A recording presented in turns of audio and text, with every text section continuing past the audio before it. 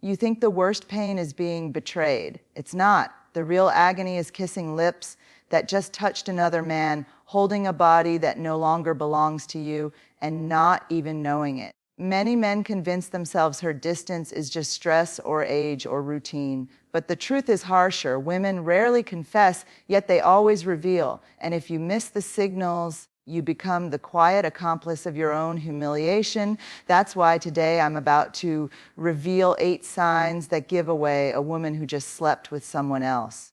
Signs most men ignore until it's too late. And the last one, it's the nail in the coffin, the one she can't hide no matter how hard she tries. Before I walk you through these 8 signs, take a second to subscribe and hit like, and let me know in the comments what city you're watching from. I want to see how far this message is reaching, because betrayal speaks the same language no matter where you live. And now let's get back to the story. The first sign I'm about to show you is subtle, silent, and it's the one that quietly destroys more men than they realize. Number 1, the cold silence of her body. There's a kind of silence that doesn't come from words. It comes from the body. And when you've been with a woman long enough, you know that silence. You know when her touch has weight, when her kiss has warmth, when her body is reaching for you without you asking. And you also know when that current goes dead. This is one of the hardest signs to face because it doesn't scream at you, it whispers. You lean in to kiss her and she turns her face slightly. You touch her shoulder in bed and she stiffens instead of melting. She says she's tired, but her body isn't heavy with exhaustion. It's heavy with indifference. That difference matters because tiredness recovers with sleep. Indifference doesn't. Here's the truth most men don't want to admit. When a woman has been fulfilled by someone else, she doesn't come back to you hungry. She comes back satisfied. And satisfaction leaves no space for you. Imagine trying to light a fire that's already burned itself out. No matter how many matches you strike, the wood stays cold. That's what it feels like when her body has already given itself elsewhere. The mistake men make here is denial. You tell yourself it's just stress or it's age or this is just what happens in long relationships. No, attraction doesn't die of old age. It dies when it moves to another source. If she used to pull you close after work but now rolls away, that's not routine. It's a signal. So what do you do with this knowledge? You don't beg. You don't push harder. You observe. You test. Instead of chasing, pull back. Watch if the distance shrinks on its own or if it widens even further. A woman who still desires you will eventually reach out again. A woman who's given herself away will let the silence deepen. Your job isn't to force her body to respond. Your job is to recognize when the response is gone. The shift is painful, yes, but it's also liberating. Because once you stop lying to yourself, you stop wasting energy on a flame that someone else already put out. And here's the problem. If the body doesn't speak to you anymore, don't think the truth will hide, because if her skin has gone silent, her habits will start screaming. If you don't see it in her touch, you'll smell it in her rituals. Number 2, the cleansing ritual. When a woman has been intimate with another man, she doesn't walk through your door carrying the scent of betrayal. She walks in smelling fresh, too fresh, a new perfume that wasn't there before, a shower that lasted longer than usual, clothes changed for no reason, underwear swapped in a way that doesn't match the rest of the day. On the surface, it looks like self-care. In reality, it's a cover-up. This is what I call the erasing ritual. She's not just cleaning her body. She's trying to clean her conscience. And most men miss it because they want to. You tell yourself she just likes to feel fresh or she's trying a new scent. That's how you gaslight yourself, because you don't want to face the darker possibility that she's removing the traces of someone else before you notice. Here's how it works. A woman knows her body tells stories, skin holds on to smells, hair carries traces, clothes remember contact. So she scrubs, she sprays, she hides the evidence under lavender and soap. And the irony is that the more she tries to erase, the louder it becomes. That sudden obsession with hygiene isn't a random act, it's a pattern. Let me be clear. This doesn't mean every shower equals betrayal. That's not the point. The point is change. If she never cared much about rushing to the bathroom after work, but suddenly does, if she's suddenly guarding her laundry like it's classified, you pay attention. Psychology isn't about absolutes. It's about shifts. It's about noticing what no longer fits the rhythm of who she was with you. So what's the move? Stop excusing the inexcusable. Don't laugh it off. Don't pat yourself on the back thinking, at least she's taking care of herself. No, observe. Connect the dots. If this ritual repeats, if it always comes with that too perfect smile afterward, you know what's going on. The mistake men make is ignoring their nose and their gut. You smell the perfume, but you call it fragrance instead of deception. You notice the over-cleanliness, but you label it personal growth. That's how you become an accomplice to your own replacement. The solution is awareness. When the pattern shows up, you don't confront with rage. You acknowledge with clarity. You don't need to accuse. You need to see. Because once you see it, you can't unsee it. And that clarity changes how you show up. But here's the thing. Hygiene is just the surface. Underneath, the game goes deeper. Because when her body is clean, she still has to deal with her emotions. And guilt has a way of spilling out sideways. Number 3, the blame game. Unjustified irritation. When guilt becomes too heavy for her to carry, she doesn't confess it. She transfers it. Suddenly, you're the problem. You walk through the door and instead of a hello, you get a complaint. You load the dishwasher wrong. You're too quiet. You're too talkative. Whatever you do, it's not enough. That irritation isn't random, it's strategy. Here's the psychology behind it. If she paints you as the villain, she doesn't have to feel like the betrayer. She rewrites the script in her head. In her version, she didn't step outside the relationship because she wanted to. She did it because you were inattentive or controlling or boring. This is projection at its sharpest. She can't handle the conflict inside herself, so she pushes it onto you. The trap most men fall into is defending themselves. You try to explain. You argue thinking logic will fix it, but you can't out-logic guilt. The more you defend, the more ammunition she gets to keep painting you as the bad guy. And before you know it, you're walking on eggshells in your own home. Here's the shift. Stop playing defense. You don't need to win the argument. You need to win your dignity. Next time she snaps at you over something ridiculous, don't rise to the bait. Don't beg. Don't debate. Look her in the eye and say calmly, you don't need to fight to justify what you've already decided. Then step back, not out of weakness, but out of strength. You're showing that you see the tactic and you won't dance to it. That one move flips the dynamic because when you don't play the role she wrote for you, her script collapses. Now the weight of her guilt sits where it belongs with her, and you just claim back your emotional ground. Men often ask me, but isn't staying silent weak? No. Weakness is letting someone bait you into chaos. Strength is control. You're not ignoring the issue. You're refusing to be manipulated by it. That's what separates a man being drained from a man standing tall.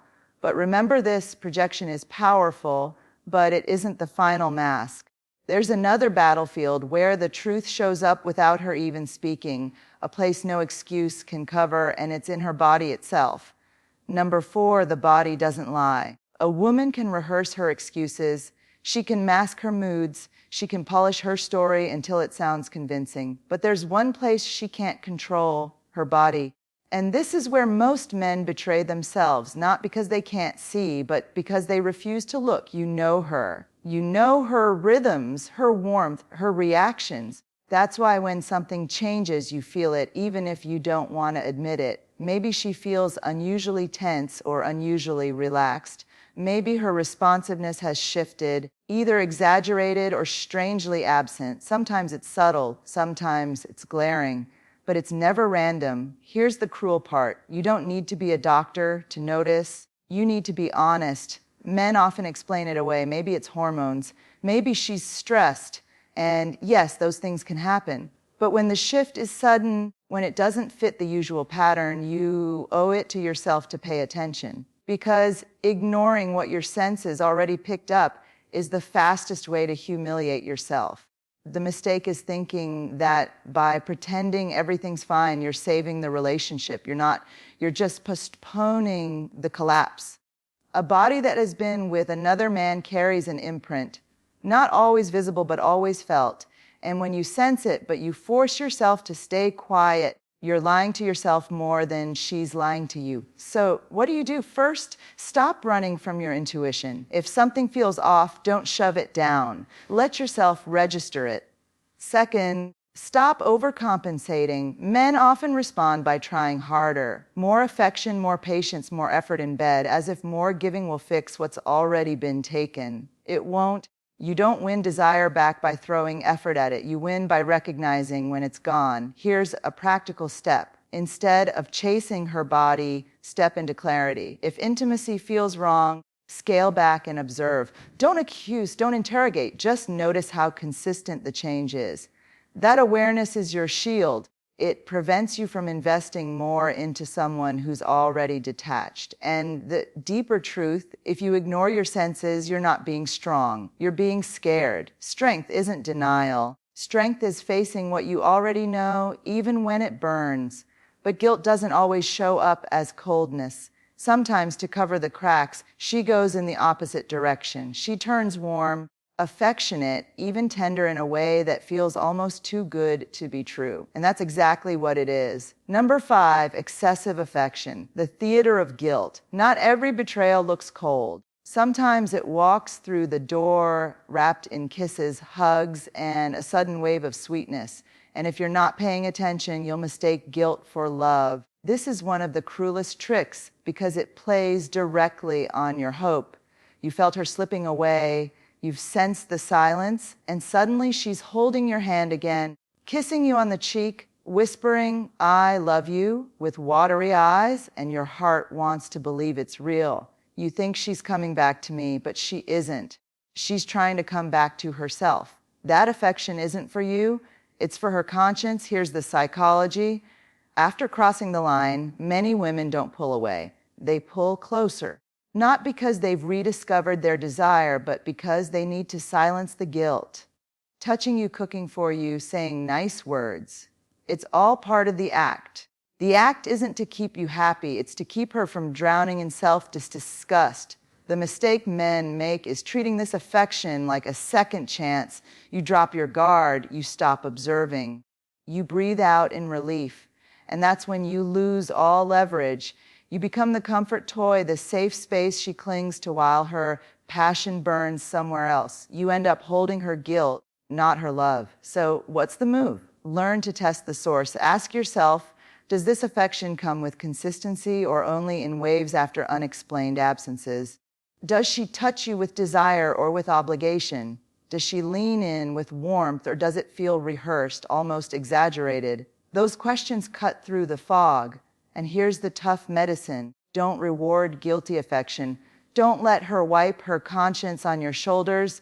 You don't need hugs that are born from betrayal.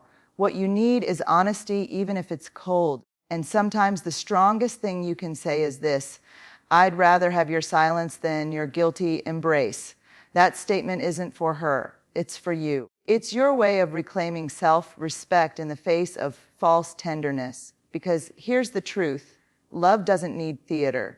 Real connection doesn't show up only after guilt. If her affection feels like an apology instead of desire, you already know the difference. And once you know, you can never go back to pretending. But if you keep accepting her guilty embrace, the next stage is worse because she won't just touch you without desire. She'll stay with you physically while her mind drifts miles away. Number 6, emotional absence in intimacy. There's a difference between a body beside you and a soul with you. And once you felt that difference, it's impossible to unveil it. This is the stage where betrayal cuts the deepest, not because of what she does, but because of what she withholds. She gives you her body, but she no longer gives you herself. Picture this. You're in bed. Everything looks normal. She touches you. She moves. She even moans. On the surface, it's all there, but something is missing. Her eyes are empty. Her energy doesn't sync with yours. You can feel that she's somewhere else, replaying a memory that doesn't involve you. That's not intimacy, that's theater. And here's the brutal truth. A woman who's emotionally absent during intimacy is already gone. You're not making love, you're playing a role in her cover-up. And men who ignore this always tell themselves the same comforting lie. She's just tired or it's stress. But deep down, you know the difference. Tiredness still allows presence. Stress still allows connection. This absence, it's a void. The mistake most men make is pushing harder. You think if I try more, she'll come back. So you give more affection, more patience, more effort, hoping to win her over. But the more you push, the further she drifts because her fire isn't missing. It's burning somewhere else. And every extra ounce of effort you give just teaches her one thing: she doesn't need to give anything back. So what's the solution? Stop chasing ghosts. Respect yourself enough to notice when her soul isn't with you. Pull back, say less. And most importantly, don't confuse physical participation with emotional presence. When her spirit has left, your job isn't to drag it back. It's to decide whether you'll keep lying in a bed that feels colder by the night. Here's a simple step. Next time you sense that absence, don't cover it with more effort. Pause, look at her, and in your mind, tell yourself the truth. I'm not here to beg for connection. I'm here to recognize reality. That shift in mindset alone changes everything. It stops you from being the man who tries to revive a bond that's already been buried. Because being next to a woman who isn't truly with you isn't love, it's humiliation. And if you let that humiliation settle, the next sign will expose it in plain daylight. She won't just leave you emotionally absent in bed. She'll start leaving you physically absent in time. Number 7, the late returns, empty excuses. When love is real, time bends to make room for it. A woman who still desires you will find her way back to you, even on the busiest days. But when her fire is gone, suddenly the clock turns against you. She's late again and again, and every excuse feels thinner than the one before. She tells you work ran long, her phone died, a friend needed her. At first, you want to believe it. You convince yourself these are normal things, because yes, life gets messy. But when messy turns into a pattern, when lateness becomes routine, it's not about life, it's about priority. And you're no longer at the top of the list. Here's the psychology. Lateness is more than missing time. It's a test. She's not just running late. She's measuring how much you'll tolerate. She wants to see if you'll question it, if you'll push back, or if you'll keep accepting less while hoping for more. Every time you let it slide, you train her. You teach her that your dignity is negotiable. The trap most men fall into is silence. You see the inconsistency, you feel the sting, but you swallow it. You tell yourself, if I say something, I'll sound insecure. But insecurity isn't asking for respect. Insecurity is pretending you don't notice. So what's the move? Call it what it is. Not with yelling, not with begging, but with boundaries. The next time she drifts in late with another flimsy story, don't interrogate, don't demand details. Simply look at her and state the truth. You weren't here, and that tells me everything I need to know. Then let the silence sit. That silence is more powerful than any argument because it places the responsibility back where it belongs on her choices. Here's a practical step. Track the pattern, not the excuse. Don't waste time dissecting the details of each story. Instead, pay attention to frequency, to tone, to how your gut reacts every time. Patterns tell the truth, even when words don't. And here's the harsh reality. A woman who still chooses you will always come home, maybe late once in a while, sure, but not as a habit. If she no longer returns to you, it's because she's already returning to someone else. But lateness is only half the story, because even when she tries to cover it, her own words will betray her. And when her story collapses under its own contradictions, that's when the truth finally breaks wide open. Number 8, the collapse of her story. Stories are fragile things. They can be rehearsed, polished, and repeated. But the moment pressure builds, cracks appear. And when a woman has crossed the line, her story eventually collapses under its own contradictions. You've seen it before. She comes home late, words tumbling out too fast, details changing with each retelling. One night, it's a coworker who needed help. The next time it was a last-minute errand, you notice the gaps, the mismatched timelines, the way her tone doesn't match her words. And most telling of all, you notice her eyes. They don't hold your gaze anymore. They dart, they drop, they flicker with unease. That's not stress. That's deception struggling to keep its balance. Here's the mistake men make. They demand airtight evidence. They want proof, a smoking gun, something undeniable. But the truth doesn't always come with a receipt. It comes in inconsistencies. It comes in the way her story unravels the more you listen. The harder she tries to control the narrative, the more obvious it becomes that the narrative is slipping away from her. So, what's the move? Stop playing detective. You don't need to gather evidence for a courtroom trial. You already have the signals, the changes, the silences, the patterns. When her story collapses, you don't argue with it, you step out of it, you don't beg her to make it make sense, you don't yell for confessions.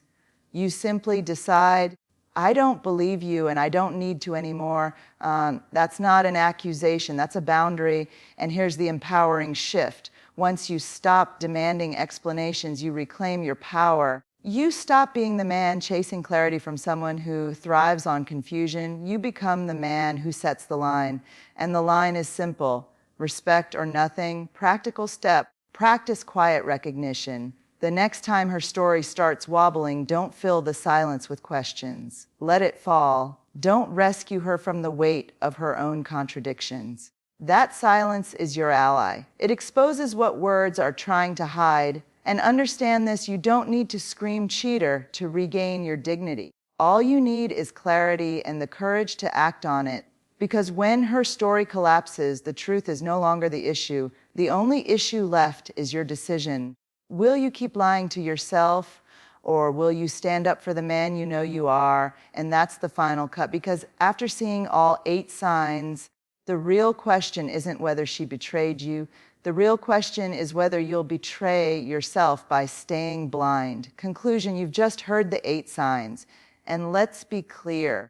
This isn't about turning you into a paranoid detective snooping around for every tiny detail. It's about opening your eyes so you stop betraying yourself. Because the harshest betrayal isn't what she does in secret. It's what you allow yourself to ignore in plain sight. The goal here was never to catch her red-handed. The goal is to reclaim your dignity, your boundaries, and your power as a man who refuses to settle for less than he deserves. That's why these signs matter. They aren't just clues of infidelity, they're warnings. Warnings that something is off, something needs to be addressed, and that ignoring it will only cost you more of your self-respect. Now, here's the truth most men miss. Not every sign means betrayal is guaranteed. Sometimes distance comes from stress, exhaustion, or years of poor communication. And that's why your job isn't to accuse, it's to test, to observe, and to confront the reality directly. If there's room to repair, you have the conversation, you reset the boundaries, you fight for connection. But if the evidence stacks up, if every sign confirms what your gut already knows, then the most masculine thing you can do is walk away with your dignity intact. Because love is never worth trading your self-respect.